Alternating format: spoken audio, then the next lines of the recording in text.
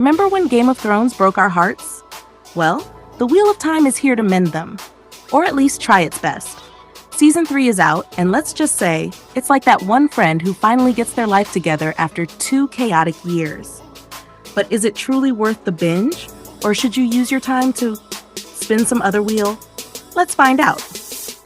The Wheel of Time is back with its 3rd season on Prime Video. And folks, it's more epic, more dramatic, and still packed with names that are harder to pronounce than IKEA furniture. This time, Thor, our reluctant dragon reborn, is deep in his hero's journey, meaning more magic, more battles, and of course, more "I don't want this responsibility" monologues. If Season 1 felt like a chaotic group project and Season 2 was the "I'm trying okay" phase, Season 3 is that moment when the nerd in the group takes over and actually makes the project good.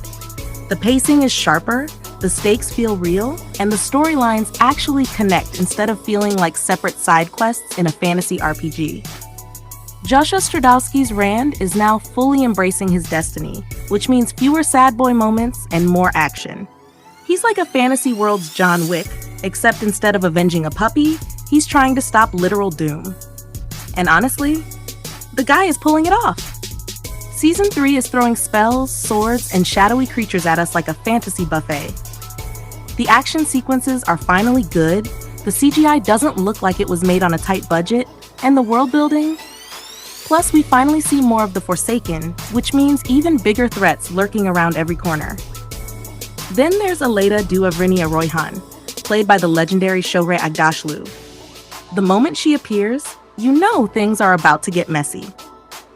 She brings a level of intimidation that makes you feel like you're about to get a lecture from your strictest teacher. And let's be real, every show needs at least one terrifying authority figure. But let's not pretend it's perfect. Look, even if you've read the books, this show can still make you go, wait, what? The lore is deep, the politics are tangled, and sometimes you need a whiteboard, a flowchart, and a personal assistant just to keep track of who's who and why they're mad at each other. Also, can someone give Perrin and Matt something interesting to do? They're here, they exist, but at times, it feels like they're just waiting for their moment to shine. It's like they're NPCs in a video game, just standing around while Rand gets all the cool quests. And for the love of the creator, we get it. The Dark One is coming. How many times do we need to hear that? At this point, he should just send a Google Calendar invite. So, is the Wheel of Time Season 3 worth it? Absolutely. It's the best the show has been so far, bigger, more confident, and finally delivering on its fantasy potential.